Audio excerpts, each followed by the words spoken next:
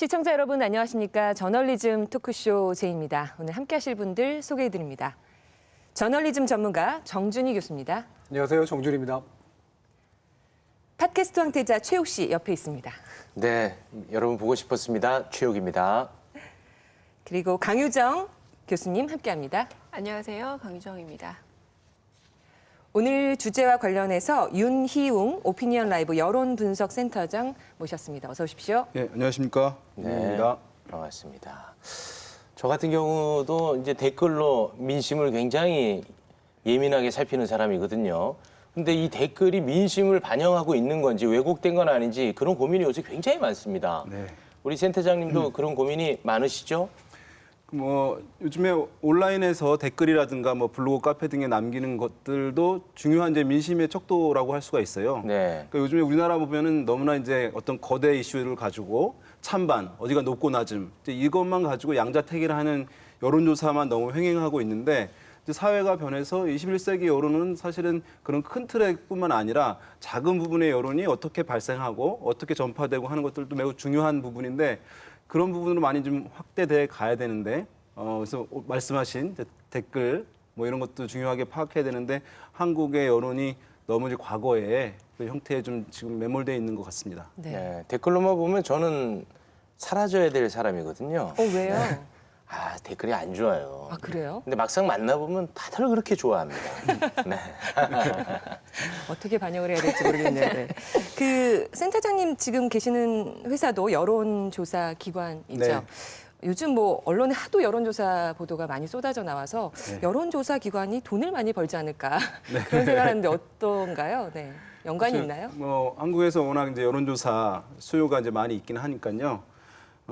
저도 이제 보면은 여론조사 생산하기도 하고, 근데 어떤 여론조사 결과를 가지고 분석하는 이제 기자들의 멘트 요청들이 이제 많이 있어요. 그래서 이제 그런 경우들 이제 과거부터 많이 하긴 했는데 최근에 너무 이제 미디어들이 이제 진영 색깔이 너무 세졌다고 할까요? 그래서 제가 이런 긍정적인 측면이 있고 이런 부정적인 측면이 있다. 또 이러하기도 하고 저러한 측면도 있다라고 얘기하면 매체 성격에 따라서 한쪽만 빼서 기사화하는 경우들이 많이 있어서 몇 번 이제 오해나 상처를 이제 당한 적이 있어요. 그래서 요즘에는 그렇게 좀 미디어에 적극적으로 대응하는 것이 과거에 비해서 좀 많이 주저하게 되는 그런 이제 상황이라고 할 수 있겠고 사실 오늘 이제 여론조사 관련한 얘기를 할 텐데 여론조사는 우리가 생산해내는 여론조사 기관에 대한 얘기를 많이 하긴 했었어요. 근데 사실 소비자인 국민들이 그것을 듣는 데는 중간에 유통자라고 하는 미디어가 있거든요. 사실 이제 그 유통자가 문제를 더욱 확대시키는 경우들, 크게 하는 경우들이 많이 있기 때문에 사실 유통하는 이제 미디어에서 보도를 좀 더 친절하고 좀 냉정하게 하게 된다면 여론조사에 대한 이제 오해와 불신 이것도 좀 줄일 수 있을 것으로 보이는데 아직 한국의 미디어가 좀 아쉬운 부분들이 좀 있는 것 같습니다. 네. 여론조사 기관의 문제일까, 언론이 잘못한 것일까, 오늘 시청자 여러분이 아마 판단을 하실 것 같습니다. 저널리즘 토크쇼 제이, 이 방송 KBS 1TV, 마이케이 웨이브, 그리고 유튜브, 페이스북을 통해서도 만나실 수 있습니다. 이 정치, 사회 현안을 다룰 때 언론들은 민심의 동향을 전한다며 여론조사 결과를 자주 인용 보도합니다. 그런데 비슷한 시기의 조사라도 조사 결과와 언론의 보도 내용이 제각각이라서 혼란을 키우는 경우도 많습니다. 여론조사를 다루는 언론 보도의 문제점 그리고 여론조사 결과에서 무엇을 눈여겨봐야 할지 짚어보는 시간 가져보도록 하겠습니다. 네, 여론조사 결과를 볼 때마다 나는 대한민국 국민이 아닌가 이런 생각을 하게 돼요. 왜냐하면 저는 여론조사에 한 번도 참여를 해본 적이 없거든요. 근데 이 여론조사 결과라는 게 국민의 마음을 알아보는 거 아니겠습니까? 네. 이거 어떻게 받아들여야 됩니까? 도대체 누구한테 연락을 하는 것인지. 여론조사 보통 한 1,000명 정도 하는 경우가 많으니까 근데 우리나라 국민들 이제 5천만 넘는 상황이잖아요.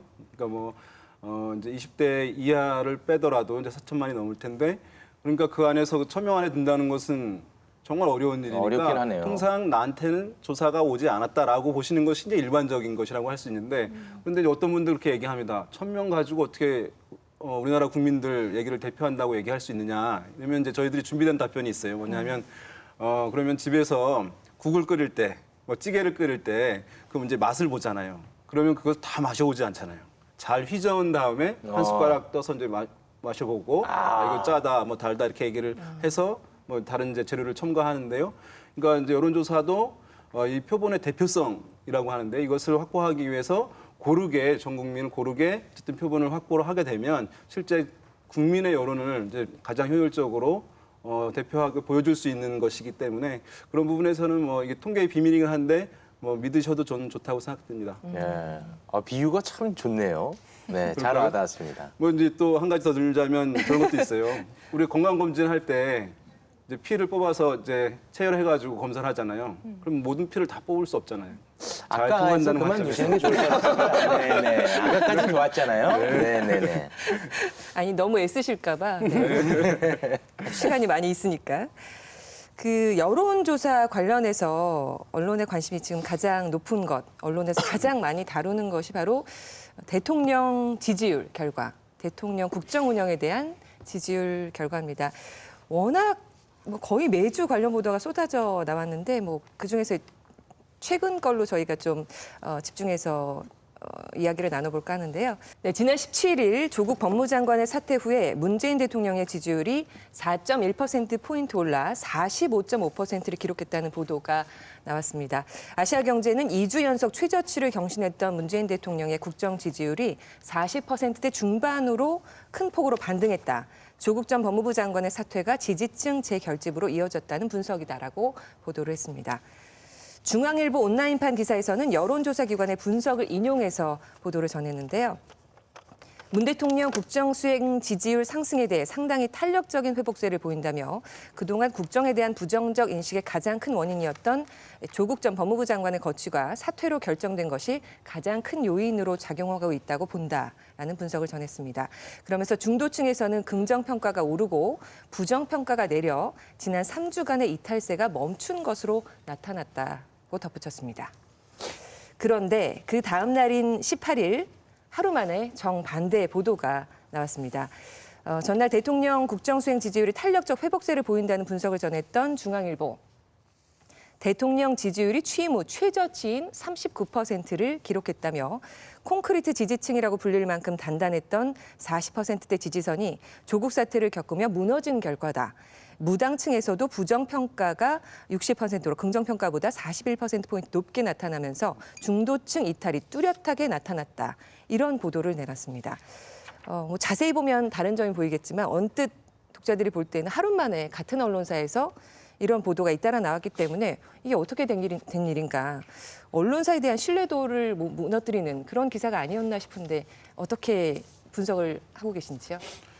예, 일단은 뭐 언론사들은 이제 여론조사 결과가 다른 게 제공됐기 때문에 일단은 이제 보도가 된 것이라고 보일 텐데요. 뭐 이제 여론조사 결과 수치가 나오게 되면은 온라인 등에서 어쨌든 쉽게 클릭을 하게 되고 이제 뷰수를 올릴 수 있는 것이니까 아마도 이제 뭐 보도하는 데는 또 어려움은 없었을 텐데 일단은 이제 말씀하신 대로 이 조사 결과는 이제 다른 기관의 조사예요. 그러니까 여론조사 기관 이제 하우스 이펙트라고 하는 조사 기관 효과라는 게 있습니다. 그러니까 조사 기관마다 사용하는 방식이라든가 어떤 질문지 형태라든가 면접원들의 어떤 숙련도라든가 이런 부분들의 차이가 있을 수 있거든요. 그래서 조사 기관이 다르게 되면 조사 결과도 다를 수 있는 측면들이 이제 있다는 점이 하나 있겠고요.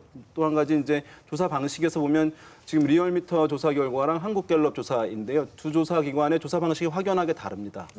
그러니까 여론조사는 자극에 대한 반응이거든요. 그 자극은 질문지일 수도 있고 조사 방식일 수도 있는데 방식이 다르면 우리가 이제 자극을 받으면 바늘로 찔렸을 때라든가 아니면 더 큰 못으로 찔렸을 때 소리가 다르듯이 결과값도 달라질 수밖에 없는데 한국갤럽은 사람 면접원이 하는 조사입니다. 근데 리얼미터의 조사 결과는 이제 자동응답 전화 방식을 이제 주로 사용을 하게 됩니다. 그러니까 자동응답 전화 방식을 사용할 경우에는 이렇게 상호적인 커뮤니케이션을 할 수가 없거든요. 면접원과 녹음된 음성이 나오면 들으면서 버튼을 누르는 방식인데 그러면 그것을 끝까지 응답하는 사람들은 보통 사람들보다는 약간 정치 관여도가 높은 사람들이 주로 많이 표집될 가능성이 있다라고 하는 이제 분석이 있어요. 그다음에 사람 면접원이 하게 될 경우에는 우리가 바로 끊지는 못하잖아요. 그러면은 일단은 약간 이제 중간 성향의 어쨌든 정치에 관심도가 높지 않은 분들도 좀 더 많이 표집될 수 있는 특성을 갖고 있다라고 이제 얘기를 할 수 있기 때문에 그런 부분에서의 차이 때문에 결과에서도 어쨌든 차이가 날 수 있는 것이죠. 또 한 가지는 두 개 조사 기관이 사용한 질문지에 있는 선택지가 차이가 있어요. 뭐냐면 한국갤럽 같은 경우에는 대통령 국정수행 평가를 하는 데 있어서 두 가지 선택지만 제시를 합니다. 잘한다, 못한다. 이 2점 척도라고 하는 것이고요. 그다음에 리얼미터의 조사 결과는 4점 척도를 제시합니다. 매우 잘한다, 대체로 잘한다, 대체로 못한다, 매우 못한다. 이게 무슨 차이가 있냐 하면은 대체로 잘한다와 매우 잘한다를 묶어서 이제 국정수행 지지율이라고 얘기를 하는 것인데 우리가 사람 심리가 대체로 잘한다라는 거를 응답하려고 하는 분들이 있잖아요. 예. 근데 만약에 두 가지 선택지만 주어지게 되면 어떠한 국면에서는 잘한다는 응답을 안 하려고 하는 이제 성향들이 나타날 수가 있거든요. 그럼 모른 무응답이 많아질 수가 있는데 그 두 가지 선택지에서의 차이도 어떤 대통령 국정수행 지지율을 두 기관 조사 결과가 비슷한 시기에 실시되었지만 결과의 차이를 이제 불러온 중요한 요인들이 되겠다 이렇게 분석할 수 있겠습니다. 최욱 씨 뭐 여쭤볼 거 있어요? 아니요. 이제 궁금증이 좀 해소가 되네요. 네. 네. 근데 이렇게 설명을 해주시면 네. 이렇게 연이어서 나온 보도가 완전히 상반된 것을 이해할 수가 있는데 그냥 독자 입장에서 시청자 입장에서 이렇게 딱 바로바로 같은 신문사에서 이렇게 상반된 게 나오면 이게 만약에 만약에 이제 그 원하는 그 지지율 추이가 보인다면 이렇게 바로 냈을까라는 생각도 들게 되고 네. 어떻게 보셨습니까? 일단 잇따른 이런 상반된 보도에 대해서 정준희 교수님.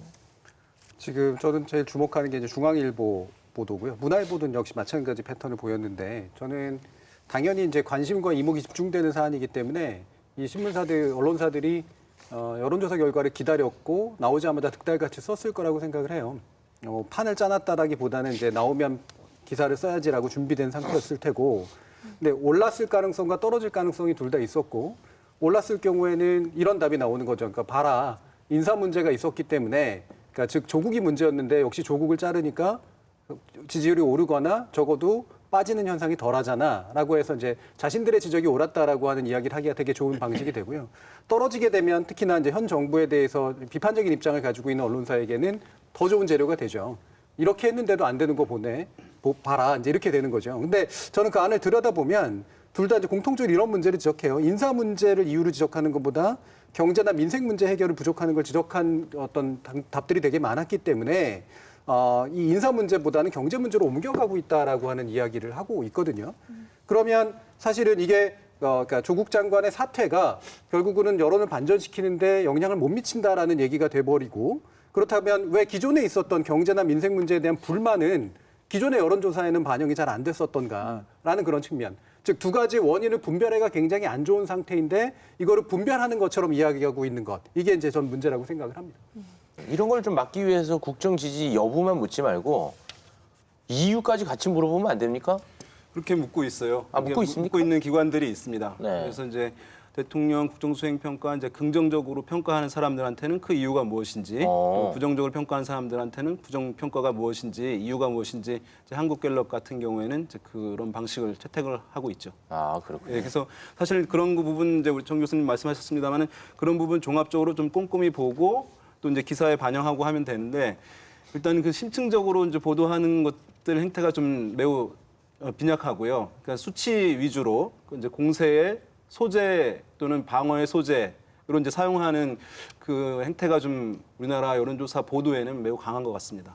이게 네, 또 네. 유의해야 될 게 이제 이거 원인을 이제 묻는다고 돼 있긴 한데 이건 이제 해석에 도움이 되긴 하죠. 근데 예를 들면 내가 부정 지지한 이유, 긍정 지지하는 그 당대에서의 이유의 구성 정도로만 나오고 실제로 예를 들면 떨어졌으면 왜 떨어졌나를 여전히 짐작을 못해요, 그거는. 왜냐하면 똑같은 사람에게 예를 들어 A라는 사람이 지난번에는 긍정 지지를 했는데 긍정적인 평가를 했는데 이번에는 부정적인 평가로 돌아섰어. 똑같은 사람이.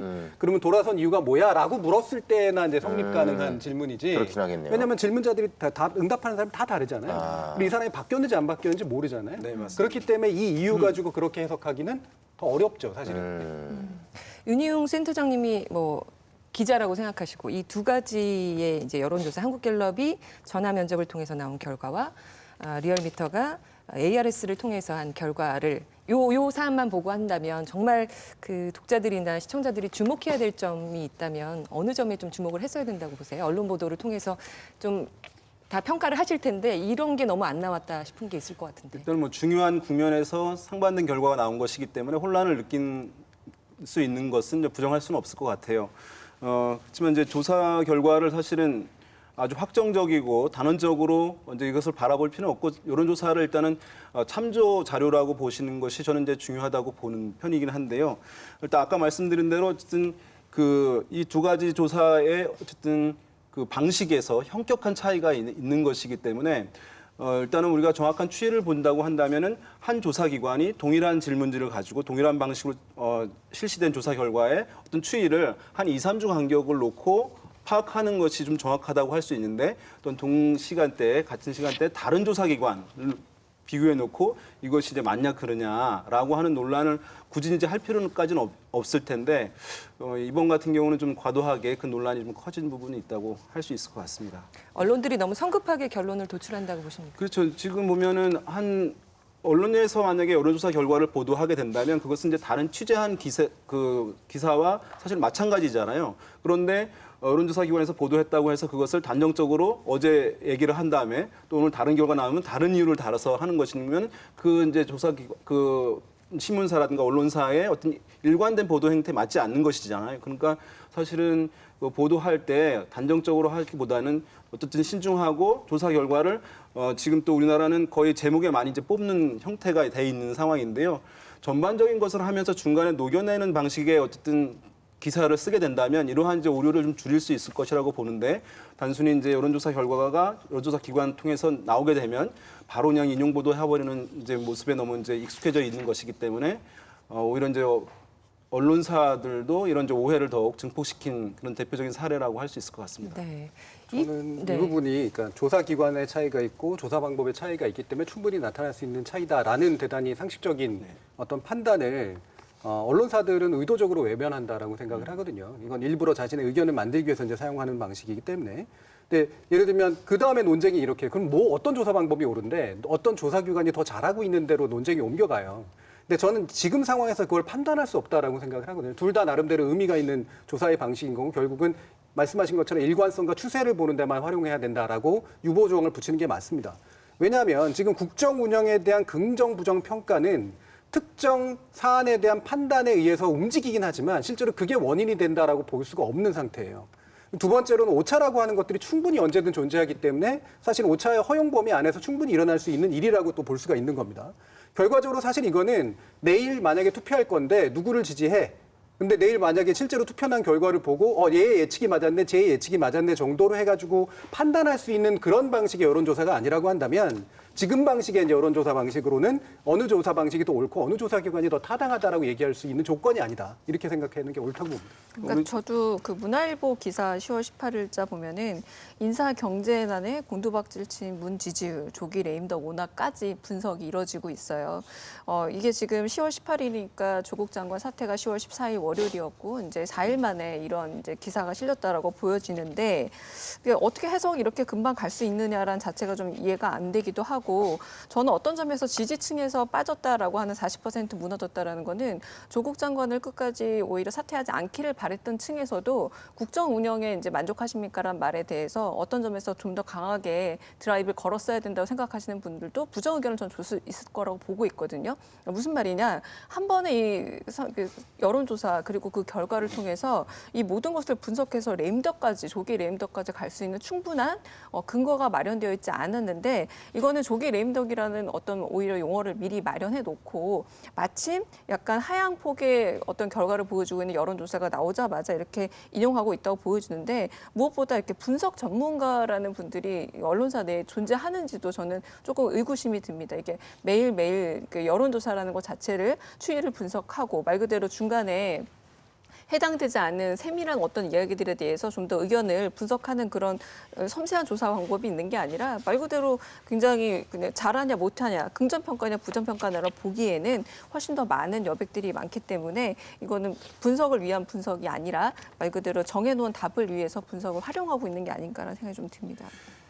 이제 아까 정 교수님 이제 오차 범위, 표본 오차 이렇게 말씀하셨는데요. 그거 매우 이제 중요한 것이거든요. 왜냐하면 아까 한국갤럽 조사와 이제 리얼미터 조사 보면은 95% 신뢰 수준에서 표본 오차는 플러스 마이너스 3.1% 포인트다. 또 리얼미터는 플러스 마이너스 2.5% 포인트다. 이렇게 이제 얘기를 하고 있는 것인데 이 얘기는 뭐냐 하면 3.1% 플러스 마이너스니까 6.2% 이내의 차이는 통계적으로 유의미하지 않다라고 하는 것을 약간 기호 형태로 써놓은 거예요. 그러니까 그런데 그 내에 있는 차이를 가지고 이제 폭락했다, 떨어졌다, 뭐 이렇게 이제 표현을 하는 것은 이제 비유가 약간 과격할지 모르겠는데 언론에서 이제 이렇게 교통사고가 났는데 사망자가 그 자리에서 뭐 즉사했습니다. 다만 생명에는 지장이 없습니다.라고 얘기하는 것과 마찬가지예요. 이 문장으로 이 안에서의 통계적 차이는 없는 것이다라고 써놓고 급락했다, 뭐 떨어졌다 이렇게 얘기를 하는 것이니까 그런 면에서 봤을 때 이제 사실은 어떻게 보면 약간 이제 사실을 왜곡하는 것의 이제 일종이라고도 볼 수가 있을 것 같아요. 네. 아, 오늘 아주 비유의 향연이네요. 네.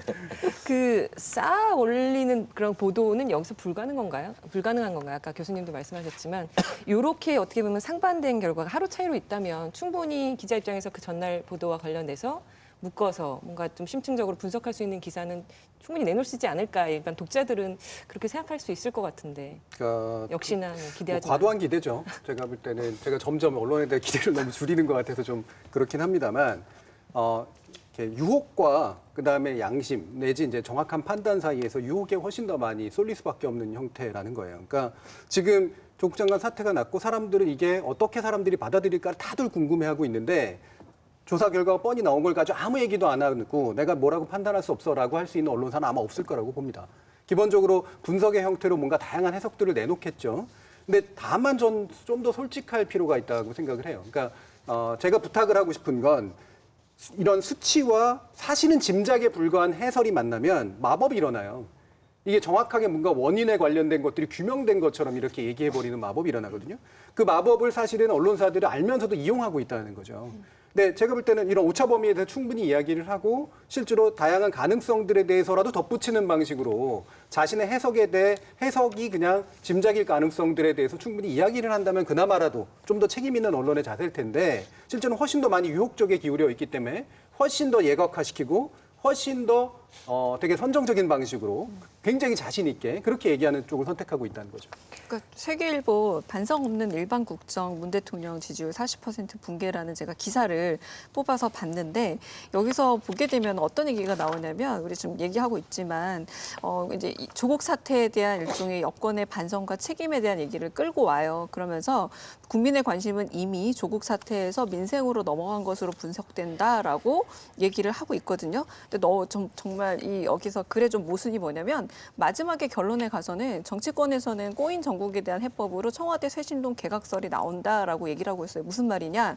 분명히 조국 사태에서 민생으로 넘어간 것이라고 분석을 했다고 이 여론조사 결과로 이제 분석 기사를 싣고 있으면서 거기에 대해서 마지막엔 또 청와대 쇄신동과 개각설이라는 거꾸로 돌아가는 지금 분명히 민생의 문제라고 제기를 해놓고는 정치권 이야기로 넘어가는 것 자체가 일종의 프레임을 짜놓고 정치권에 대해서 얘기를 하고 싶었는데 민생이라는 요소도 우리가 여러 번 다뤘지만 또 한 번 또 하나의 근거 자료로 활용할 뿐이지 진짜 민생 문제에 대해서 뭔가 분석 기사를 실어서 의견을 제공하고 싶었던 게 아니라는 거죠. 그러니까 이런 기사들이 이 기사뿐만 아니라 모든 기사들에서 좀 발견이 되고 있다라는 겁니다. 그러니까 이미 프레임을 만들어 놓고 결과를 인용하고 여기에 들어가고 있는 뭐 민생이라든가 이런 모든 것들도 사실 기존에 얘기하고 있는 것들과 별로 다를 게 없다라는 거죠. 네, 그럼 제가 질문 하나만 해보겠습니다. 하루 사이에 굉장히 다른 기사가 나오지 않았습니까? 그럼 만약에 그러니까. 여론조사 결과 긍정 수치가 높은 것이 다음에 나왔다면 처음에 무너졌다가 나오고 네, 그러면 그다음에 다음 높아졌다 이러면. 보도가 어떻게 됐을지에 대해서 제가 궁금한데 예측이 어떻게 가능하시겠습니까? 보도를 냈을까? 처음에 네. 이제 무너졌다가 먼저 나오고 그다음에 올랐다가 나왔다면 다음 날의 중앙일보 같은 경우에 바로 이렇게 실었을까? 저는 뭐 지지층 결집이라는 그런 용어들이 또다시 나오지 않았을까 싶어요. 그러니까 중도층의 이동보다는 다시 뭐 지지층이 결집했다라고 이를테면 그 전날 봤던 약간 올랐을 때 나왔던 기사가 그 다음에 실렸겠죠. 저는 기사 내용이 크게 달라지진 않았을 거라고 저로서는 좀 예측합니다. 네. 뭐 이렇게 되겠죠. 한 번 등 돌린 민심 완전히 돌아서 이게 이제 먼저 나왔다가 네. 올라가게 되면 말씀처럼 뭐 지지층 결집이라든가 아니면 아예 안 다룬다든가. 뭐 아예 안 다룬다든가 아니면은 사실은 역시 그래도 뭐 잘한 선택 뭐 이런 정도 그러니까 자신이 생각했던 어떤 정책 쪽에 좀 더 가까운 방식으로 어떻게든 포장을 하겠죠. 근데 되게 중요한 질문이라고 보는 게 이게 순서가 어떻게 되느냐에 따라서 내러티브가 확 바뀐다는 거예요. 결국은 동일한 현상에 대해서 동일한 어쨌든 나름의 방식으로 결과가 나왔는데 어떤 순서 효과를 가지냐에 따라서도 굉장히 다른 내러티브가 구성된다는 건 보도를 하는 사람들의 입장에서 사실은 이 결과를 해석하는 데 있어서 이야기 구조를 만들려고 하는 본능 여기에 훨씬 더 가깝게 의해서 작동되지 객관적인 분석에 의해서 작동되는 건 아니라는 거죠. 기자들의 프레임이 많이 보이실 것 같습니다. 네, 그렇죠. 매체마다 뭐 보도 비중이 달라지는 것이고 제목 뽑는 게 달라지는 것이니까 같은 소재를 놓고 물론 이제 시각의 차이가 충분히 있을 수는 있습니다만은 그것을 어쨌든 어느 측면을 강조해서 쓰는 것은 맞다고 보는데 보면은 단정적인 어쨌든 표현들이 너무 많이 나타납니다. 사실은 말씀하신 대로 이제 여러 가능성들이 혼재되어 있는 것이거든요. 대통령 국정수행 평가를 하는 이유는 너무나 많이 있을 수 있는 것이에요. 긍정적으로 평가하든 부정적으로 평가하든 간에. 근데 그것을 단순히 지지로 치환해서 이제 한 가지 이유로 그 평가가 이루어지고 있다라고 하는 것을 단정적으로 표현을 하는 것은 또 국민들에게 또 독자들에게 뭐 이제 잘못된 정보를 주입시키는 효과도 있는 것이니까 그런 부분에서 사실은 여러 문제가 있는 것 같아요. 한국갤럽과 리얼미터가 지금 매주 그 대통령 국정운영 지지율을 네. 발표하고 있는 거죠. 다른 모든 기관이 하는 게 아니라 이 두 기관만. 그렇죠. 몇 개 또 있긴 한데 이제 매주 정기적으로 나타나는 대표적인 곳이 이 두 곳이긴 하거든요. 과거에 이제 여론조사 보도 행태 같은 경우에는 언론사들도 뭐 한 달에 한 번 이렇게 이제 정기 보도를 하는 경우들이 많이 있었어요. 근데 이제 몇 개의 조사기관들이 상당히 이제 빈번하게 발표를 하게 되면서 이슈를 사실 선점해 가니까 언론사에서의 자체 여론조사 기획, 보도가 과거에 비해서 많이 줄어들었습니다. 그러니까 이 문제는 어떤 것을 어떤 문제가 발생하냐 하면, 그러니까 뭐 이렇게 발표하는 것을 뭐 잘못됐다고 할 수는 없을 텐데요. 그러니까 단편적인 이슈에 대한 조사가 너무 횡행하고 있어요. 그러니까 뭐냐 하면 만약에 남북 관계에 대해서 이제 어떤 이슈가 있다, 금강산 관광 재개라든가 이런 거 뭐 물어보는 경우가 있을 수 있지만, 그러면 그것이 이제 뭐 반대가 많다, 찬성이 많다 이런 것으로만 조사가 이루어지는데 좀 더 입체적이고 종합적인 조사를 하려면 남북 간의 관계가 어떻게 되는 것이 바람직하다고 보느냐, 뭐 화해 협력 방향으로 가야 되냐, 어쨌든 뭐 대립 방향으로 가야 된다고 보느냐라는 큰 틀의 질문도 하고, 그다음에 그 시점에서의 어떤 특수한 이슈에 대한 것도 묻고 하면 국민들의 기본적인 인식이 큰 틀에서는 어떻게 흘러가고 있고 이번 사안은 또 어떻게 보고 있다는 이제 입체적인 분석을 할 수가 있는 것이거든요. 그러니까 언론사에서 만약에 비용을 들여서 그 조사를 하게 되면 이런 것들이 가능해요. 그런데 이제 여론조사 기관에서 자체 조사하는 경우는 이제 한 문항, 두 문항 정도밖에 안 하게 되는 것이니까 이런 이제 표피적인 문항들 가지고 논란이 사실 더 커지는 부분들이 있는데, 그런 면에서 저는 언론사에서 이렇게 이제 조사 가지고 문제가 발생하는 경우도 있고, 그다음에 또 여론조사 기관들에 대한 문제점을 지적하는 것들도 있는데, 자체적으로 좀 모범을 보이는 또 심층적인 국민 여론에 대한 이제 보도 이런 것들을 하는 기획들을 저는 비용이 좀 들더라도 과거처럼 좀 하는 모습을 보이는 것이 좀 건전한 여론을 모아서 어쨌든 국민들에게 알리는데 필요한 부분이 아닐까 하는 생각을 갖고 있습니다. 저도 상당 부분 동의하는데요. 그러니까 기본적으로 저는 긍정적인 요소는 있다고 봐요. 그러니까 기본적으로 데이터를 계속해서 쌓아 올라가면서 장기 추세를 볼 수 있도록 만들어주는 건 비용이 좀 많이 들지만 그래도 전반적으로 이제 추세를 보는 데 있어서 굉장히 도움이 되잖아요. 근데 이게 우리나라 정치 구조하고 잘 안 맞다는 게 전 문제라고 봐요. 기본적으로 단임제 대통령 국가에서는 그 단임제 대통령에게 5년 동안 맡겨서 뭔가를 해보자라고 하는 것에 훨씬 더 가깝기 때문에 실제로 여론의 출렁임이라고 하는 것이 긍정적으로 작동하냐면 사실 그렇게 긍정적으로 작동하지는 않습니다. 왜냐하면 뭐 중간에 끌어내릴 수 있는 뭐 아주 대단한 사태가 아니라고 한다면 보통 그 여론이 그렇게 반영이 되지 않는 구조를 가지고 있거든요. 근데 만약에 내각제 국가라면 또는 이제 총선처럼 뭔가 정당이 뭔가를 많이 할 수 있는 이제 그런 구조라고 한다면 전반적인 신임의 수준을 묻는 거기 때문에 그래서 언제든 내각을 갈아치우거나 또는 정권을 갈아치우거나라는 방식으로 책임 정치를 실현할 수가 있어서 이렇게 수시로 해서 쭉 조사하는 방식들이 의미를 가졌습니다. 그래서 저는 데이터를 쌓아 올린다는 것의 장점, 추세를 보여준다는 장점에도 불구하고 우리나라 단임제 대통령제 국가에 있어서는 그렇게 잘 맞지 않는 그런 방식이 된다라는 거고요. 그렇기 때문에 이제 부정성이 많이 커지는 거예요. 결국에는 그걸로 할 수 있는 게 별로 없기 때문에 중계방송 보도를 하게 돼요. 사실은 그거는 전반적인 정부에 대한 지지율 정도의 추세라고 볼 수는 있으나 마치 개별 이슈에 대한 찬반이고 그게 결국은 정권의 향방을 결정하는 것처럼 과장해서 보도하는 어떤 경향을 이끌어낼 수밖에 없는 그런 문제점을 가지게 되고, 또 한 가지가 바로 특정 이슈에 대해서 더 폭넓은 샘플을 가지고 더 깊이 있게 의견을 묻는 방식이 되지 못한 채 대단히 단편적인 이슈 중심으로 이제 굴러가게 되는 거, 이런 문제로 연결된다는 거죠. 그러니까 이게 아카이빙이 돼야 되는 거잖아요. 쌓여서 해서 말 그대로 아주 장기적인 어떤 결과가 돼야 되는데 저는 언론이 의제 설정을 위해서 의사풍향계로 좀 활용하고 있다는 생각이 너무 많이 듭니다. 그 의제 설정을 미리 해놓고 그때그때 필요한 어떤 의견들을 바로 여론조사라는 형태를 통해서 굉장히 객관적으로 보이잖아요. 수치로 활용이 되고 있으니까. 그래서 일종의 방향을 설정하는 의사풍향계 역할을 하는데 이제 이런 게 바로 저는 경마보도의 저는 전형적인 예가 아닐까 싶어요. 게다가 매주 거의 발표를 하고 있단 말이에요. 근데 저는 과거에 선거철에나 이렇게 매주 뭐 지지율이라든가 이런 게 보도되는 양상이 있었습니다만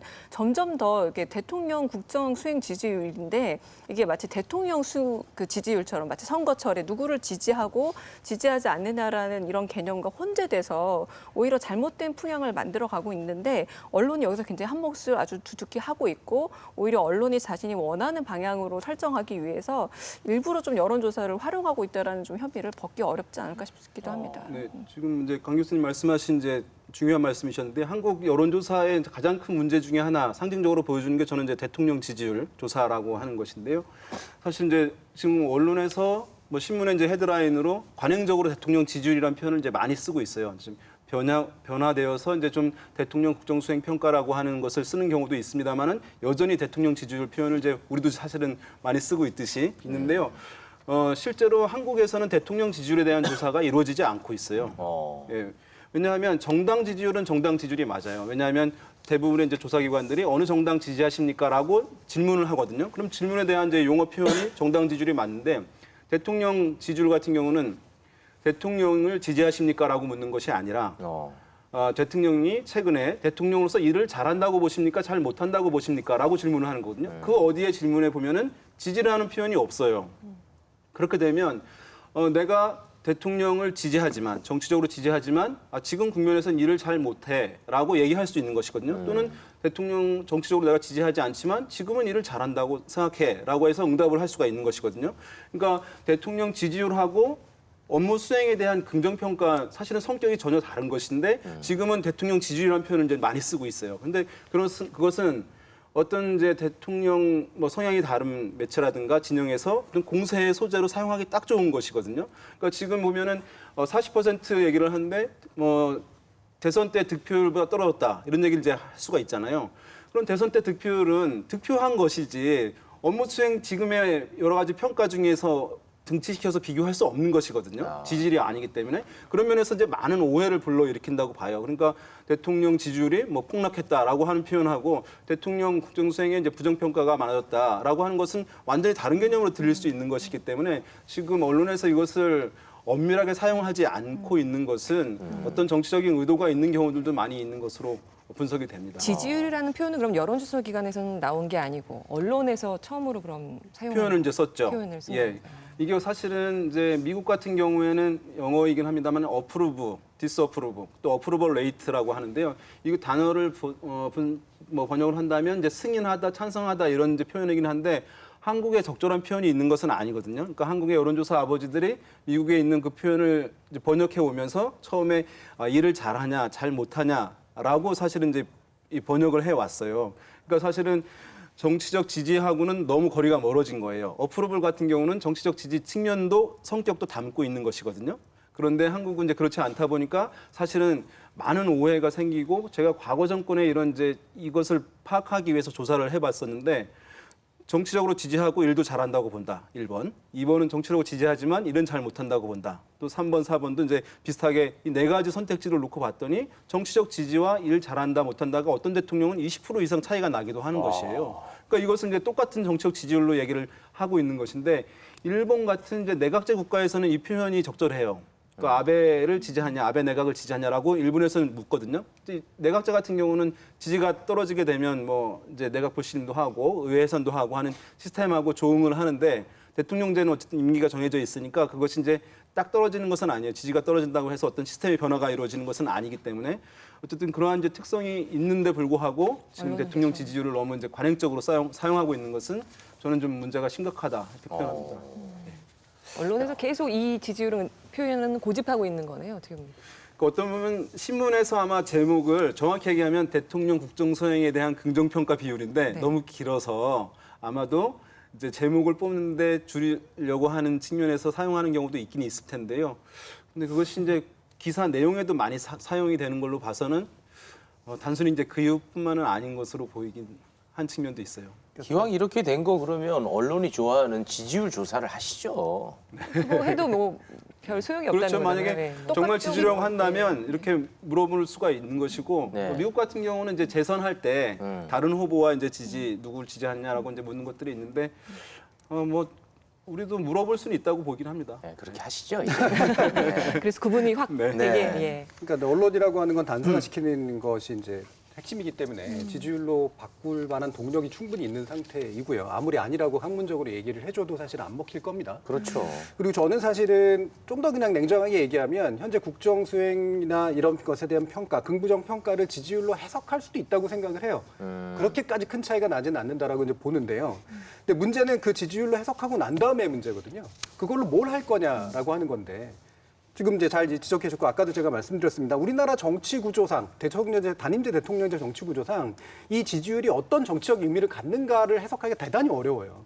특정 정책에 대한 어떤 찬반을 말하는 건지 이 정부에 대한 어떤 말 그대로 콘크리트 지지를 의미하는 건지 그렇지 않은지 해석이 안 되는 거거든요. 결국에는 뭐냐면 투표하고 연결돼야 되는 거기 때문에 이게 차기의 다음 대통령 선거에 영향을 미치거나 총선이나 지선에 영향을 미친다 정도의 의미로 이제 받아들여진단 말이에요. 그럴 바에는 차라리 정당 지지율이라든가 특정 정책에 대한 어떤 지지 찬반 여부를 묻는 것이 훨씬 더 솔직하고 정확한 방식이 되고 그래야 뭔가 이렇게 여론을 받아들일 수 있는 어떤 루트가 생겨나는 건데 현재는 지지율로 해석한다고 해도 그걸로 뭘 해야 되는가가 되게 불분명한 상황이다라는 거고요.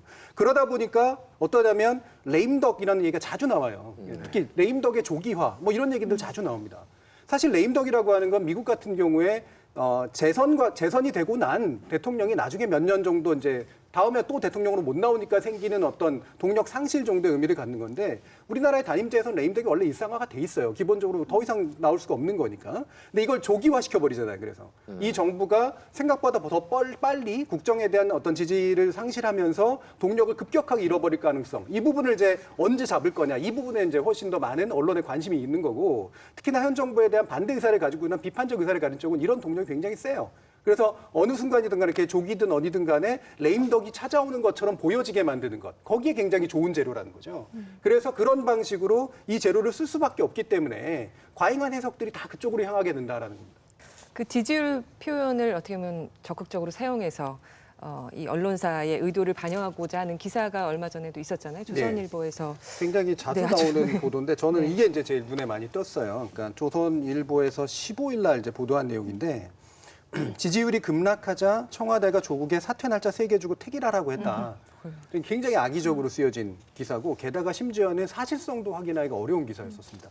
그 내용을 자세히 보시면 여권 관계자발 보도예요. 그래서 지지율이 떨어지고 있으니까 물론 이제 최근 나왔던 그 지지율에 관련된 측면이 아니라 지지율로 딱 못 박아놓고 계속해서 여론조사가 대통령의 국정 수행에 대해서 굉장히 낮은 평가가 나오니까 압박이 생겼는데 근데 이게 무슨 압박이냐면 여권에서 우리가 같이 망한다라는 생각이 생겼을 테고 따라서 그것이 청와대를 압박하자 청와대가 어쩔 수 없이 백기를 들고 조국 장관을 만나서 전 장관을 만나서 사퇴 날짜를 3개를 주고선 그중에 하나 정하라라고 압박한 것처럼 보도합니다.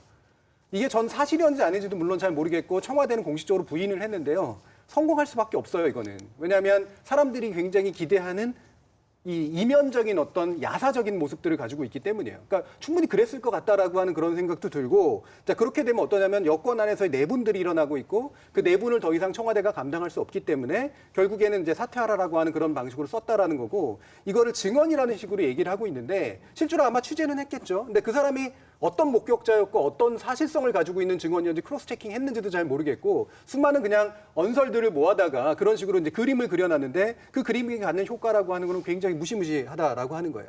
즉 이런 지지율이라고 하는 말로 청와대를 압박하거나 정부를 압박해서 실제로는 어떤 뭐 정책의 변동을 이끈다라기보다는 기본적으로 아까도 말씀드렸던 내분 그다음에 어떤 레임덕 이런 것들 자신들이 짜놓은 정치적 효과를 유도하는 방식으로 거의 소설 쓰듯이 기사를 쓰고 있다라는 겁니다. 이런 기사 이제 안 믿지 않아요? 아직도 여전히 그렇습니까? 어떻게 안 믿기가 어렵죠. 너무 구체적이면 의심할 수 있지 않아요? 오히려? 그렇지는 않을 것 같은데. 근데 여기도 일각이라는 표현도 있고 이제 약간 비슷한 얘기 중에 하나가 중앙일보 참관기획 중에 386 세대 나라에서 이제 그 여론조사를 했는데 소위 말하는 인하우스 여론조사잖아요. 이제 이게 별로 확산도 안 된 이유가 굉장히 원하는 결과 몫을 가지고 거기에 대한 여론조사가 이루어져서 오히려 확산도 안 된 결과인데 그러니까 여기서는 저는 좀 비슷한 거라고 봐요. 그러니까 원하는 어떤 정보를 얻기 위해서 그리고 기사를 쓰기 위해서 때로 이렇게 여론조사가 약간 저는 악용된 사례로까지 보여지고 있는데 결국 그것과 별 차이가 없이 원하는 얘기를 하기 위해서 그래서 결국 정권에 대해서 어떤 정도는 조금 위협을 가하기 위한 수단으로 사용하고 있는 게 아닌가 싶습니다. 그러니까 제가 누누이 얘기하지만 언론이라고 하는 건 정파성을 가질 수 있어요. 그리고 정파적인 관점에서 비판도 할 수 있고 조언도 할 수 있고 이런 건데 정파성을 갖는 것과 정치 행위자가 되는 건 되게 다른 문제란 말이에요. 저는 차라리 자유한국당이나 뭐 반대하는 야당이 이와 같은 이야기를 썰처럼 풀었다면 그것도 잘못이지만 정치 행위자들이 그냥 하는 그런 특정한 종류의 정치적인 모략 이런 것들에 해당한다라고 사람들은 이해할 거라고 봐요. 근데 언론사가 이렇게 행동을 하게 되면 언론은 마치 증언의 토대를 둬가지고 사실로 구성된 것처럼 받아들여지기 때문에 사람들이 짐작하듯이 여권 내부에 굉장한 분란들이 일어났나 보다라고 생각하게 되고 결국은 그것이 현재 조국을 잘라내는 방식으로 조국 장관을 잘라내는 방식으로 갔겠구나라고 한단 말이에요. 근데 여론에 대한 압박은 사실은 만약에 자기들이 보기에 정치적으로 잘못된 판단을 내렸다면 그 판단을 뒤집도록 하는 데를 쓸 수 있으나 실제로 이 정부가 계속해서 무너지고 결과적으로 레임덕 현상으로 가서 결과적으로는 다른 어떤 정책 선택을 가능하게 만드는 쪽으로 몰고 가려고 하는 그런 식의 선택을 하고 있다는 거고 이거는 정치 행위다라고 볼 수 있는 거죠. 네, 윤 센터장님 어떤 생각 갖고 계십니까? 이런 기사들. 네, 아까 우리 강 교수님 말씀하신 이제 중앙일보 조사 같은 경우에는 이제 이것은 이제 어느 게 정답일지 모르겠는데 조사 설문을 아침에 앞부분에 이제 안내 멘트가 있잖아요. 그러면은 안녕하십니까 중앙일보 조사연구팀 면접원 누구입니다라고 이제 하고 중앙일보에서 이제 기사화 될 것이다라고 얘기를 하는데 만약에 이제 어떤 쪽 중앙일보가 꼭 그렇다는 것은 아니고 신문사들의 성향이 대중들에게 뚜렷하게 인식되었을 경우에는 그 매체에 반대 성향에 있는 사람들의 참여가 떨어질 수 있는 것이거든요. 그러니까 그런 부분에 이제 효과가 있다. 이것은 뭐 맞고 틀리고의 문제보다도 그런 부분이 있고 조사 중간에 보면은 이제 386 세대 관련해서 이제 설문을 했는데 중간에 이제 사전 정보를 주는데 386 세대란라고 하면서 이제 운동 경험을 직간접적으로 공유한 진보 성향의 집단이란 뉘앙스가 담겨 있는 용어입니다라고 이제 그거를 설명을 표현을 해줘요. 이제 사전 정보를 줬는데 그러면은 진보 성향의 집단이다라고 집단이라는 표현도 사실은 저는 이제 중립적이지 못하다고 보긴 하는데 진보 성향하면 보수 성향에 있는 이제 응답자들 같은 경우는 386에 대한 이제 부정적인 표출을 의견 표출을 더 자연스럽게 할 수 있으라고 보거든요. 그런 면에서 그런 이제 효과들 좀 저는 좀 신중할 필요는 있다 이렇게 생각합니다. 결국 이런 인하우스 여론조사는 중앙일보에서 돈을 내서 하는 여론조사잖아요. 결국은 그렇다면 필요한 아젠다를 돈을 주고 구매한 것과 뭐가 다르냐라고 좀 질문을 던지고 싶은 거예요. 그러니까 이렇게 얘기를 다 해놓고 그래서 결론적으로 이 여론조사 결과에 있어서 386의 나라라는 그런 기획기사까지 나왔단 말이에요.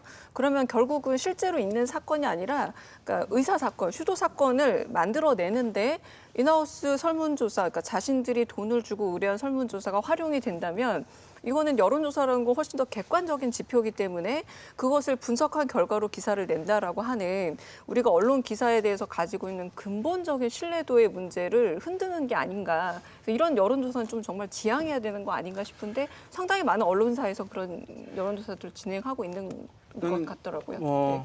어쨌든 이제 주체가 있는 것이니까 이제 그 기사화하기 위해서 여러 가지 기획 의도가 있기 때문에 저는 일정 부분은 그 불가피한 측면도 있을 수 있다고 봐요. 그래서 조사가 얼마나 이제 질문지가 설문지가 중립적이고 정교하게 짜여져 있느냐, 조사가 이제 정확하게 실시되었느냐가 중요하다고 보는데 중앙일보 같은 경우는 이제 자체 조사 팀이 이제 있어서 실시를 하는데 이것은 나라마다 좀 문화가 달라요. 이제 미국 같은 경우는 이제 외부 기관, 우리나라 다른 경우들처럼 외부 조사 기관에 어쨌든 의뢰를 해서 한 단계 건너뛰어서 이제 조사를 하는 이제 문화가 강한데 일본 같은 경우는 이제 신문사 자체적으로 하는 경우는 많이 있거든요. 그래서 이제 그것은 어느 게 정답이다라고 할 수는 없습니다만은 어쨌든 인하우스에서 조사를 수행할 경우에는 더욱 어쨌든 외부의 시선을 좀 따갑게 좀 받아들이면서 엄밀하게 더욱더 엄밀하게 좀 진행할 필요는 있을 거라고 생각됩니다. 네, 독자들도 그걸 감안하고 해석을 하시는 게 필요할 것 같고요.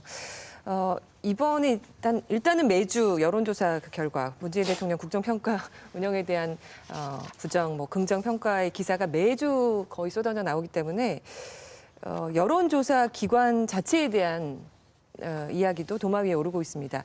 일단 그 한국갤럽과 리얼미터가 매주 진행을 하고 있는데 이 리얼미터의 공정성에 대한 의문을 제기하는 게 또 언론에서 나오고 있어요. 네. 그러니까 뭐 그렇죠. 이제 이 조사 결과를 빈번하게 발표하는 조사 기관들의 숙명이라고 보여요. 여러 가지 비판들에 노출되는 것은 그래서 뭐 불가피한 측면이 있을 텐데요.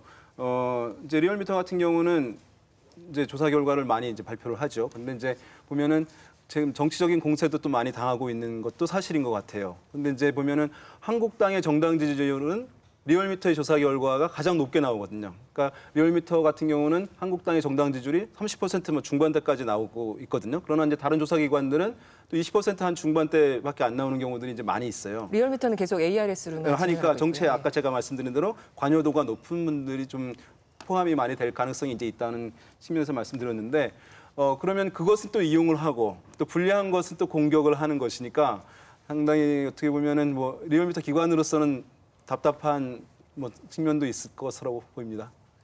그 지난 5월이었습니다. 리얼미터가 발표한 정당 지지율 조사에서 더불어민주당과 자유한국당의 지지율 격차가 일주일 만에 1.6%포인트에서 13.1%포인트로 커지면서 일부 언론들의 리얼미터 때리기 보도가 있었습니다. 조선일보 이해찬 민주당 대표가 지난 14일 양당 지지율 차이가 오차 범위 내로 좁혀진 리얼미터 조사에 대해 이상한 조사라고 지적한 지 이틀 만에 여당이 원했던 조사 결과가 나온 것이다. 전문가들의 인터뷰를 통해서 언제 어떤 숫자가 나오도 이상하지 않은 엉터리 조사다. 업체가 결과를 미세하게 조정하고 있을 가능성이 있다. 이렇게 리얼미터 조사가 정권의 입맛에 맞춰 조사를 왜곡하는 것 아닌가 이런 의혹을 제기하는 보도였습니다. 어떤 생각을 그때 그러니까 어떤 이야기들이 있었을까요? 저도 네. 이제 정기조사 이런 것들을 이제 과거에 직접 수행하고 제가 기획하고 한 것들을 이제 해봤는데요. 여론조사에서 사실 조작이 있기는 사실상 불가능합니다. 이제 왜냐하면 여러 단계들을 거치기 때문에 거기서 하나 하게 되면 다른 사람 다 공개될 수밖에 없어요. 그래서 이제 입을 막을 수는 없는 것이기 때문에 만약에 과거처럼 어느 특정 조사기관 한 곳만이 대한민국의 여론조사를 한다라고 한다면 그럴 가능성 유혹들 많아지겠죠. 하지만 다른 조사기관들이 다 조사를 할 수 있는 상황이잖아요. 그러면은 본인들이 정말 의도를 갖고 조작을 했다라고 한다면 다른 조사기관들의 결과가 나오게 되면 그것이 이제 사실로 확인될 수밖에 없는 것이기 때문에 그 조사기관은 공신력을 잃어버리게 되고 시장에서 퇴출될 수밖에 없는 것이거든요. 그거를 이제 감행할 저는 조사기관들은 없다고 보고요. 다만 이제 조사는 아까 표본오차도 얘기했습니다만은 어느 시점에서 어느 상황에서 또는 어떤 특수한 뭐 여건에 의해서 뭐 저희 말로는 이제 튄다라고 얘기를 하는데 그런 이제 오차들이 있을 수 있는 것이거든요. 그럼 좀 유연하게 받아들이면 좋긴 할 텐데 이것이 이제 정치적 공세에 이제 직접적 소재로 돼서 옳으냐 그러냐 의도가 있다 조작이다라고 이제까지 가는 것은 제가 봤을 때 과한 논쟁 아닌가 생각됩니다. 이 부분은 그러니까 리얼미터를 지적해서 그 신뢰성의 의문을 제기하는 방법은 되게 좀 저열한 방법이에요. 그러니까 지금까지 수많은 리얼미터 여론조사들이 있었고 또는 갤럽에 관련된 조사들이 있었는데 결국 이 조사가 정말로 신뢰성에 문제가 있다라고 확신하는 어떤 것에 의해 가지고 되지 않는 한 개별 여론조사 결과를 놓고 신뢰성 시비를 거는 것은 자신의 바닥을 허무는 일입니다. 결국에는 이 여론조사 기관들이 나름대로 공인된 여론조사 기관들이고 오랫동안 수행해온 여론조사 결과라는 게 있는데 그걸 부정해버리는 일을 빚게 되면 여론조사의 토대를 둔 보도 자체가 사실 무너지는 거예요. 실제로 조선일보가 10월 15일 날 제가 아까 소개해드렸던 지지율 급락 보도 조국 장관에게 사퇴 날짜 3개 주고 퇴길하라고 했던 보도에서도 리얼미터의 보도를 이용해가지고 리얼미터의 조사 결과를 이용해서 보도를 하거든요. 중앙일보 역시 10월 21일 날 6면에 나왔던 그런 지지율 반전 카드 효과 잠깐뿐이다라고 하는 것도 지지율이 떨어졌을 때 리얼미터 조사 결과를 가지고 인용을 합니다. 그러면 자신에게 입맛에 맞는 것들은 리얼미터 조사 결과를 이용하고 그렇지 않은 경우에는 리얼미터의 신뢰성을 공격하는 건 대단히 자가당착적일 뿐더러 스스로의 기반을 허무는 자신이 여론조사 보도를 하는 것에 기반을 허무는 그런 식의 보도 방식이라고 생각을 하고요.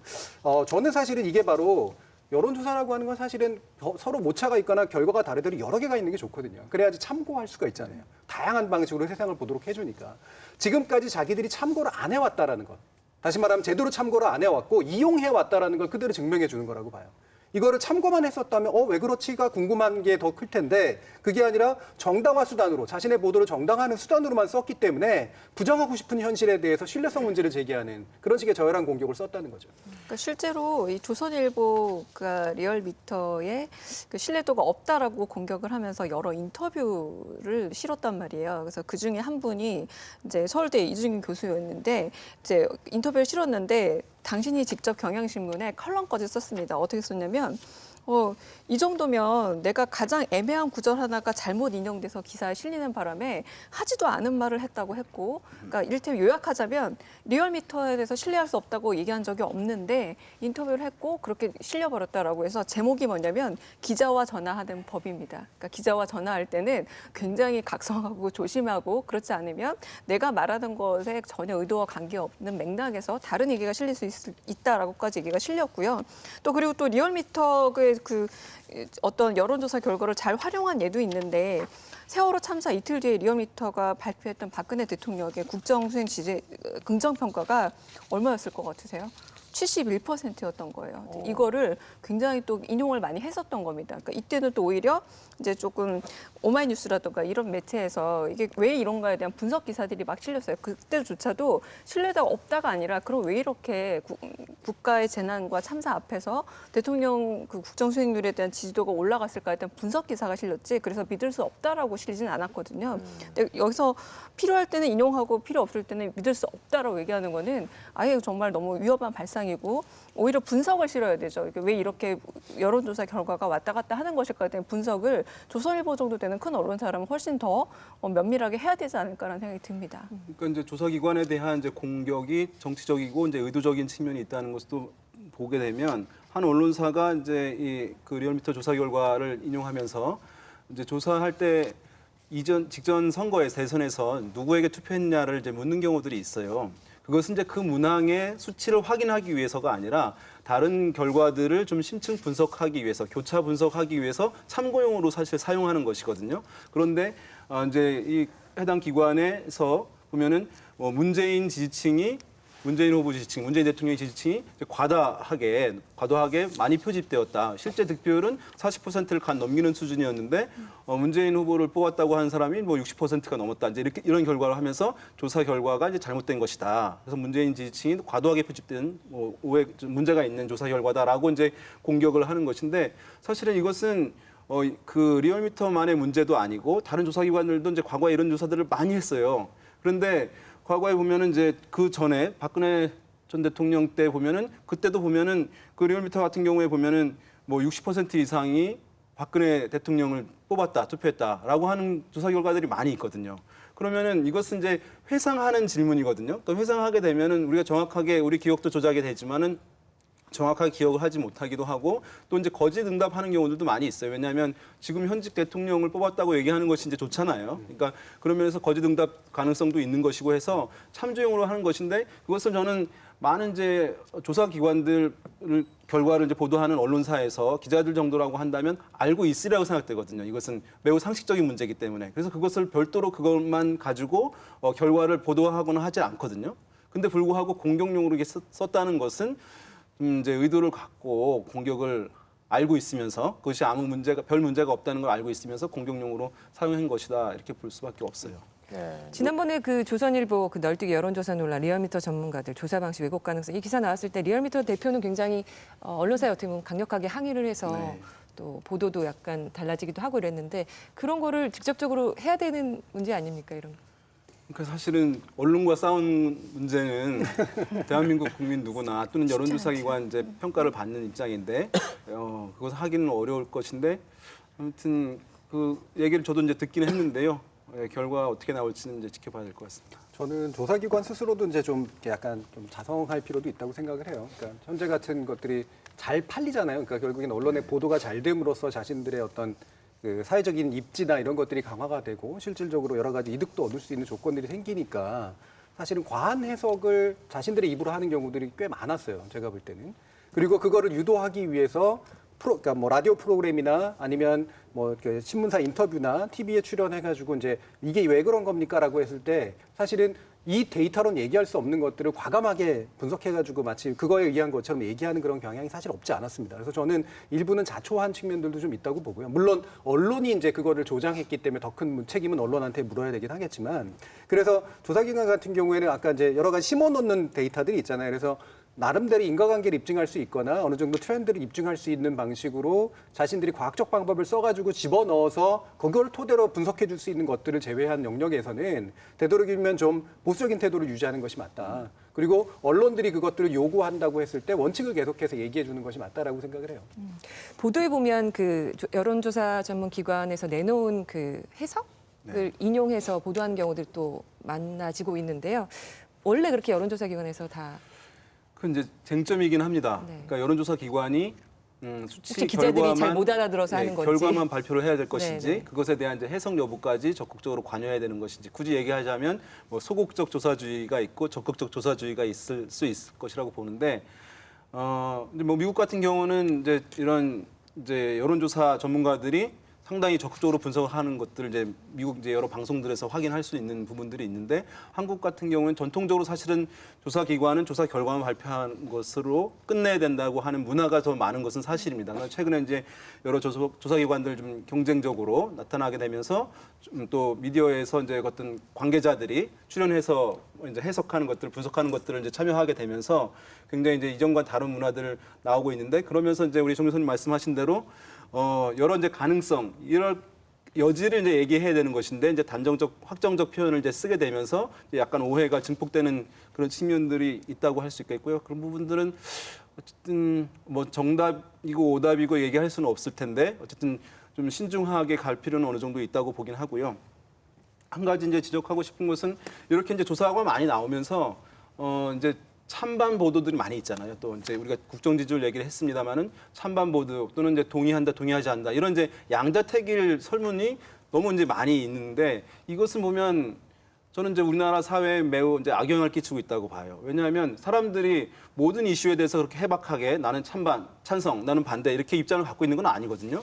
그러니까 가령 지난번 이제 검찰 개혁 관련한 이제 서초동 집회 또는 이제 광화문 조국 장관에 대해서 부정적인 인식 표출한 광화문 집회에 있었을 텐데 그때도 이제 그런 조사 결과들이 있었잖아요. 어디에 더 공감하느냐. 저는 양쪽에 다 공감하는 사람들도 있었다고 보거든요. 그러면 찬반만 또는 어느 것에 공감하는지 여부만 묻게 되면 중간지대에 있는 사람들 설 자리가 없어지게 되는 것이거든요. 민주주의에서는 사실은 어느 이제 양자택일이 아니라 중간지대가 있으면서 서로 수기할 수 있는 공간들이 이제 있어서 이제 민주주의를 더 고양시킬 수 있는 것인데 양자택일을 하게 되면 사회 양극화 문제를 더욱 여론조사가 조장하는 문제가 발생하게 된다고 보거든요. 그런 면에서 최근에 이제 이런 양자택일 너무 많아지는 이런 류의 조사 결과들 이것은 이제 우리 사회 양극화 문제를 더욱 심화시키는 측면도 저는 좀 일정 부분 있다고 생각됩니다. 네. 그 여론조사기관 업계에서 그런 토론이 좀 이루어지고 있나요? 그러니까 너무 매주 단순화된 그것만 계속 나오고 있으니까. 그러니까 그래서 뭐 그런 이제 논의가 있는 것은 아닌데 그래서 제가 아까 말씀드린 대로 이제 언론사에서 이제 이것을 정치적으로 좀 활용하기보다는 자체적으로 좀 심층적인 조사를 기획하고 보도하는 이런 문화들을 좀 더 빨리 정착이 됐으면 하는 바람입니다. 그걸 안 하는 게 더 빠른 것 같은 생각이 드는데요. 언론들이 여론조사의 한계점, 위험성 알면서도 이렇게 여론조사에 집착하는 이유, 집착을 버리지 못하는 이유 두 어디 가지 있다고 보십니까? 지적할 수 있는데 하나는 그러니까 언론사들의 뉴스 관행에 상당히 잘 맞기 때문이에요. 그러니까 숫자를 좋아하고 순위를 좋아하고 그다음에 이거를 통해 가지고 이렇게 뭔가 이렇게 그 사람들이 변화된 거를 보여주는데 굉장히 좋거든요. 그러니까 뉴스라고 하는 것들이 새롭게 느껴지는 무언가이기 때문에 그래서 숫자나 양으로 표현된 변화라고 하는 것은 굉장히 좀 먹기 좋은 재료입니다. 그래서 언론의 기존의 뉴스 가치의 관행에 상당히 잘 들어맞기 때문에 이 부분은 어쩔 수 없는 측면들이 있다고 보고요. 근데 전 두 번째가 더 문제라고 봐요. 그러니까 이게 정치 행위자로서 이걸 받아들이기 때문에 생기는 문제가 더 크다라고 보거든요. 이거는 사실은 예방할 수 있는 문제인데 이 부분은 우리나라 언론이 지나치게 심하게 이제 해버린다라는 거죠. 그러니까 과잉한 해석을 씀으로써 이거를 단순하게 그냥 현실에 대해서 알려주는, 현실을 좀 더 단순화시켜서 알려주는 것으로 참고 자료로 쓰는 것이 아니라 자신이 옳다라고 생각하는 정파적 견해를 지지하기 위해서 정당화의 논리로 쓰는 그 그릇된 관행하고 연관성이 굉장히 높기 때문에 저는 이 두 번째 부분이 훨씬 더 큰 문제라고 생각을 합니다. 저는 엘리트의 의사결정 독점을 어떤 점에서는 예방할 수 있다는 점에서 결국은 여론조사는 긍정적 영향이 있죠. 그리고 아예 원론적으로 생각해 본다면 엘리트들이 의사결정을 독점하지 못하게 하는 역할을 하고 있긴 하거든요. 근데 저는 좀 한국의 특수성도 있는 것 같아요. 좀 찾아보니까 여론조사를 한 게 겨우 30년이더라고요. 그러니까 1987년 13대 대선부터 여론조사라는 걸 활용하기 시작했다는 거고 결국 무슨 말이냐면 권위주의 혹은 독재 정권에서는 여론조사라는 것 자체가 불가능했기 때문에 이걸 활용하는 것 자체가 어려웠고 그러니까 여론을 조사하고 그걸 드러내는 것 자체가 굉장히 민주적인 방식이라는 거 저도 동의를 합니다. 그런데 너무 이런 부분들이 언론에서 활용되면서 좀 문제가 있다고 여겨지고요. 제가 좀 재미있는 예시를 하나 들면 1936년에 갤럽이 영화 제목을 공모해가지고 32가지 제목 중에 우리 세계 최고의 해라고 윌리엄 와일러 영화를 여론조사를 통해서 정했더라고요. 그래서 그게 아카데미에서 10개 부분이나 수상을 하게 됩니다. 그런데 그렇게 여론조사를 해서 정할 게 있고 정하지 않을 게 있는데 여론조사라는 게 이렇게 재미있는 정말 영화 제목을 정하는 것 정도면 상당히 의미 있고 재미있고 또 역사적으로 남은 사태가 되지만 아무 때나 그리고 원하는 정책 방향을 위해서 그때그때 필요한 여론조사를 끌어 쓰는 것 이거는 정말 여론조사가 가지고 있는 원래 좋은 함의를 오히려 훼손하는 것이라고 생각이 들고 언론 역시도 여론조사에 진짜 왜 이게 생겼고 활용하게 됐는가라는 원래의 가치를 좀 다시 돌아봐야 되지 않을까라는 생각이 듭니다. 여론조사 그 주제는 마음대로 막 정할 수 있는 겁니까? 그렇죠. 이제 그래서 조사기관들이 이제 의뢰인이 이제 어떤 주제에 대해서 조사를 하고 싶다라고 얘기를 하고 조사기관들이 그것을 이제 설문화하는 것이 이제 일반적인 패턴입니다. 그러니까 사실은 이제 설문지를 중립적으로 정교하게 만드는 것도 중요하게 이제 영향을 주는데 이슈 선택권도 사실은 영향을 좀 주는 측면이 있다고 볼 수가 있어요. 그러니까 만약에 여야 어느 쪽에 이제 유리한 이슈들은 사전적으로 알 수 있는 부분들이 있으니까 그런 부분들은 이제 영향을 좀 받을 수 있을 것 같습니다. 뭐 가령 문재인 대통령 탄핵에 찬성합니까? 이걸 갑자기 생뚱맞게 할 수도 있다는 겁니까? 뭐 민주주의 국가이기 때문에 이제 그것을 막을 수는 없을 것이라고 보는데 일단은 뭐 이제 합리적이어야 하겠죠. 그것은 그래서 이제 저는 이제 그래서 조사 기관들에서 이제 조사를 하는데 좀 더 정교하게 우리가 정보기관 보면은 정책 실명제 같은 거 하잖아요. 조사에 있어서도 조사 실명제 같은 것도 한번 해볼 만하다고 봅니다. 왜냐하면 여러 가지 좀 문제점들이 지적되고 한다면 자기 이름을 걸고 책임자가 이 조사를 수행했다라고 하는 연구의 하나로서 하는 것을 이제 보여주게 되면 더욱더 이제 문제 없이 정교하게 합리적으로 조사를 하려고 하는 그런 노력들 더 가미될 수 있다고 보거든요. 그런 면에서 조사 실명제 같은 것들을 하게 되면 문제들 다소 줄어들 가능성도 있지 않을까 생각됩니다. 그런데 언론 보도가 좀 달라질까요? 그 근본적으로 사실은 제가 이제 뭐 언론학자로서 이런 얘기를 하면 좀 이것도 좀 창피한 일인데 여론이라고 하는 개념 자체가 굉장히 복합적인 개념이에요. 그냥 뭐 영어로는 퍼블릭 어피니언이라고도 얘기한다고 하지만 사실 여론은 그냥 군중의 집합적 의견 정도인데 더 정확하게 얘기하면 단순화시킨 의견이에요. 아까도 말씀하셨지만 찬반으로 단순화시켰거나 특정 정당에 대한 지지로 단순화시킵니다. 근데 이거는 필연적으로 일어나거든요. 왜냐하면 의사결정을 내리기 위해서는 단순화를 해야 돼요. 그러면 단순화의 필요성은 바로 의사결정이 필요한 순간이지 실제로 매번은 아니라는 겁니다. 사실 평상시에는 다양한 의견들이 그냥 막 충돌하고 나왔다가 흩어졌다 이러는 게 훨씬 더 맞고 중요한 의사결정이 내려질 때 예를 들면 투표라든가 선거라든가 이런 것들이 있을 때는 무리하더라도 단순화시켜서 찬반으로 나누든가 정당으로 나누든가 이럴 수밖에 없기 때문에 생기는 그런 현상이에요. 근데 이게 이제 어떤 식의 이제 안 좋은 영향을 미치냐면 우리는 여론이라고 하는 말 통해서 두 가지 전제가 바탕에 깔려 있어요. 과학이다. 즉 정확하다라고 하는 것과 그다음에 여론은 고정되어 있다. 즉 사람들은 태도가 이미 확실하게 정해져 있다. 따라서 그걸 알아내면 된다. 이제 이런 식으로 이제 가버리거든요. 그런데 그거 이상으로 큰 효과는 뭐냐면 여론조사는 여론을 창조해요.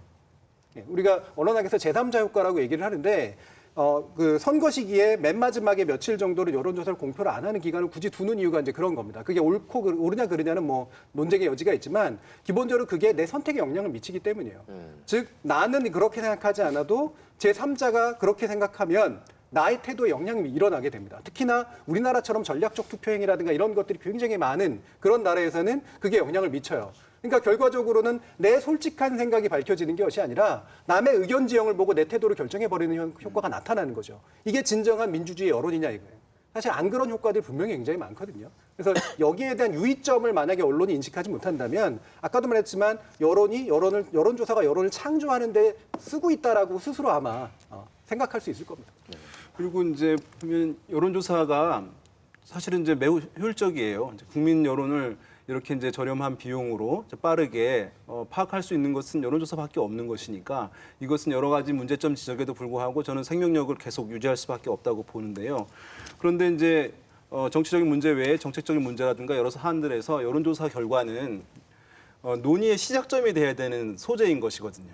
근데 대한민국 같은 경우는 논의 종결하는 도구로 사용이 많이 돼요. 이쪽 찬성이 많으니까 반대쪽은 얘기하지 마. 이제 이런 식으로 돼버리게 되니까 그 민주주의를 이제 저해하는 효과가 더 이제 큰 지금 상황이기 때문에 이런 문제점 좀 해결이 돼야 되지 않을까 생각이 듭니다. 굉장히 정확한 지적이라고 생각하는데 그래서 바로 정치의 역할들이 자꾸 막 불투명해지는 게 이 여론조사가 발달하기 때문에 나오는 안 좋은 효과로 자꾸 되는 거예요. 그러니까 정치가 책임지지 않으려고 하고 여론조사로 모든 걸 정당화시켜버리는 거예요. 언론도 거기. 예.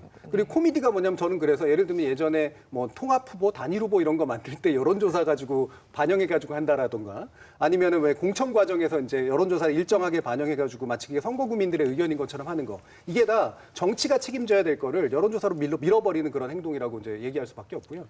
또 한 가지는 뭐냐면 또 한 가지 코미디는 우리 대선 후보군 이런 거잖아요. 실제로 누가 대선 후보인가라는 사람들의 마음속의 것들을 사실은 시간을 두면서 봐야 되는데 그리고 정당이 사실은 그런 역할을 해야 되는데 특정 시기가 딱 되면은 누가 가능할까 해서 이 사람 밀어넣었다 저 사람 밀어넣었다 해가지고 결과적으로는 실제로 그게 대선 유력 후보군은 확정시켜버리는 효과를 낳습니다.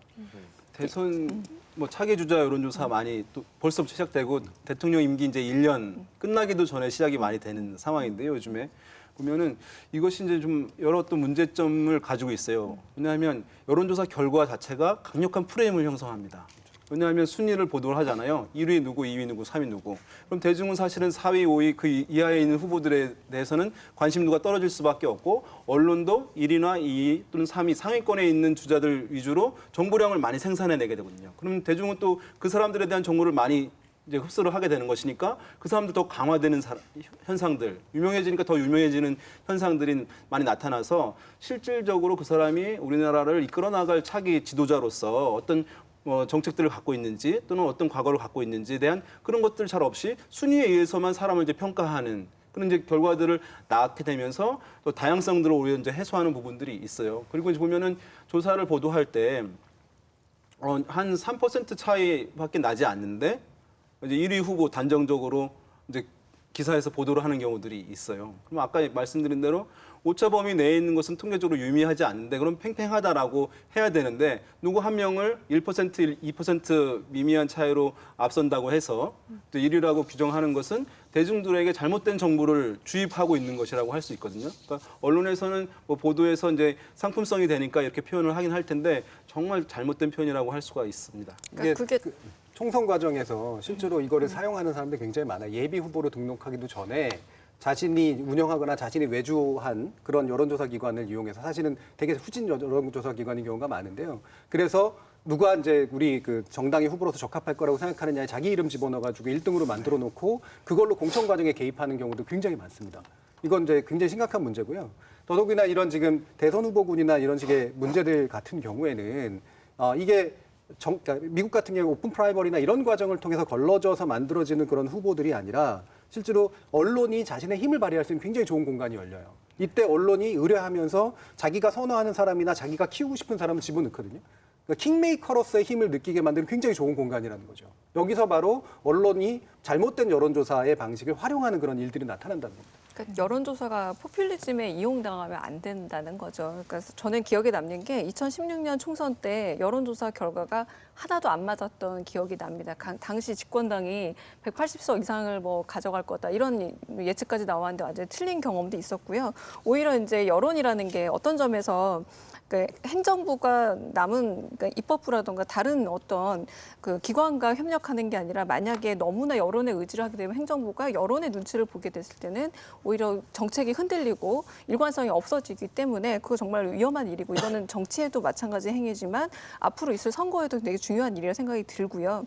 결국은 지금 의견과 판단이라고 얘기할 때 지금 우리가 묻고 있는 게 진짜 의견을 묻고 있는 건지 의견을 묻는 게 전 여론조사가 맞다고 보고 있거든요. 근데 판단을 유도하기 위해서 계속된 설문조사가 계속되고 어떤 점에서 그런 부분에서 판단을 계속 가져가는 데 활용이 된다면 이거는 결국은 인기를 영합하기 위해서 여론조사를 하고 그것을 활용한다라는 점에서 그 위험성에서 전혀 자유롭지 못하기 때문에 그런 포퓰리즘에서 위험을 가장 좀 주의해야 되지 않을까라는 생각이 듭니다. 제 개인적 경험에 비춰보면은 여론조사 보도를 볼 때 무비판적으로 항상 수용해 왔던 것 같아요. 그런데 이 여론조사 보도를 믿고 걸러도 되는 것 어떤 것들이 있는지 설명을 좀 부탁드리겠습니다. 약간의 이제 수고를 시청자분들께서도 하시는 것을 좀 요청을 드리고 싶은데요. 일단은 이제 숫자 자체를 보도하는 것에 대해서는 좀 신중하게 바라볼 필요가 있으시다라고 말씀을 좀 드리고 싶고요. 그다음에 이제 조사가 보도할 때 보면은 많이 이제 지금은 정착이 됐는데요. 조사 개요라고 하는 조사와 관련한 이제 정보들을 같이 이제 공유를 하게 됩니다. 뭐냐면 이것은 이제 ARS 조사 방식이다, 또는 이제 사람 면접원에 의한 조사원에 의한 방식이다라고 하는 것들이라든가, 또는 응답률이 어떻게 됐고 어느 시점에 조사를 했고 어떤 방식으로 했고 표본 크기는 얼마이고 지역은 어디이고 뭐 시간대라든가 이런 것들도 얘기할 수가 있는 것이거든요. 네. 그런 부분을 보고 나면 이제 결과값이 다른 조사 결과가 있다 하더라도 다른 시기에 다른 조사기관이 다른 질문 방식으로 조사를 한 것이구나라는 것을 이제 알 수는 있는데, 이것이 이제 지금 보면 제가 복잡하게 말씀드리긴 했습니다만은 네. 약간 신경 쓰시면 저는 아실 수 있으리라고 생각되고, 거기에서 사실은 이 미디어에서 보도할 때 이런 부분들 다소간 좀 친절한 설명들을 좀 추가적으로 하시면 좋지 않을까 생각됩니다. 이미 시청자분들은 다 보시고 계실 것 같아요, 솔직히. 근데 이제 우리가 시민들이 많이 예전보다 많이 알고 그다음에 네. 과학에 대한 과학적 통계 방법이나 이런 것들에 대해서 많이 이제 지식이 늘어난 건 사실이긴 한데, 사실은 몇 개 단편적인 정보만 받아들일 수밖에 없는 게 우리의 인지 구조의 특징이에요. 그건 교육받은 사람들도 사실은 마찬가지입니다. 예를 들면 이런 코미디 같은 표현, 오차 범위 내에서 누가 1등으로 올라서라든가 누구를 제쳐, 순위가 아무런 의미도 없는 식의 것을 자기 모순적으로 표현을 해버리잖아요. 이런 것들을 언론이 하는 순간 여기에 뇌리에 박혀버린단 말이에요. 누가 1등이구나. 이게 이제 박혀버리지, 오차 범위 아니니까 유보해서 받아들여야지, 이게 안 박힐 수가 없는 이제 그런 상태입니다. 그러면 이거는 사실은 규제가 필요한 부분이에요, 실제로는. 근데 이게 지금 선거관리위원회나 선거 시기에는 그게 규제가 어느 정도 작동을 합니다. 그래서 반드시 밝혀야 될 것들 또는 쓰지 말아야 될 표현들, 이런 것들이 가이드라인으로도 정해져 있고 일부는 규제도 되고, 그런데 이게 선거 시기가 아닐 때는 사실은 또 그 규제 범위가 상당히 제대로 적용되기가 대단히 어렵거든요. 그래서 저는 이제는 여론조사라는 게 이런 식으로까지 일상화가 됐고 그걸 활용하는 보도도 이렇게까지 많아졌으면 책임지지 못할 표현을 쓰는 것에 대해서는 상당한 규제나 가이드라인이 좀 있어야 된다라고 생각을 하고요. 그런 대표적인 예가 바로 이 오차 범위를 그릇되게 활용하는 그런 경우들이라고 봅니다. 네. 지금 뭐 언론에 대한 신뢰가 땅에 떨어지고 있는데 여론조사 기관이나 여론조사 내용까지 어떻게 보면 그런 의도를 하는 건 아니지만 데이터를 축적하기 위해서 하지만 솔직히 같이 가는 느낌이 없지 않습니다. 공생관계인 측면도 있는 것 같습니다. 하실 말씀 있으실 것 같아요. 네. 같이 어쨌든 좀 이 여론조사 관련한 오해와 불신을 좀 미디어 유통자인 미디어와 생산자인 조사기관들 좀 협력해서 우리 사회에 정말 신뢰를 높일 수 있고 바람직한 방향으로 나갈 수 있게 하는 소중한 도구인 것이거든요. 이것은 이제 계속 오해와 불신의 대상으로 남겨놓지 않도록 함께 좀 노력했으면 좋겠습니다. 네. 많이 애써주셔야 될 것 같아요, 요즘 네. 분위기에서는. 네, 오늘 출연은 여론이 어떤지 제가 댓글로 파악을 해보겠습니다. 네, 여론조사 보도 숫자의 함정에 대해서 살펴본 시간이었습니다. 윤희웅 여론분석센터장님과 함께했습니다. 고맙습니다. 감사합니다.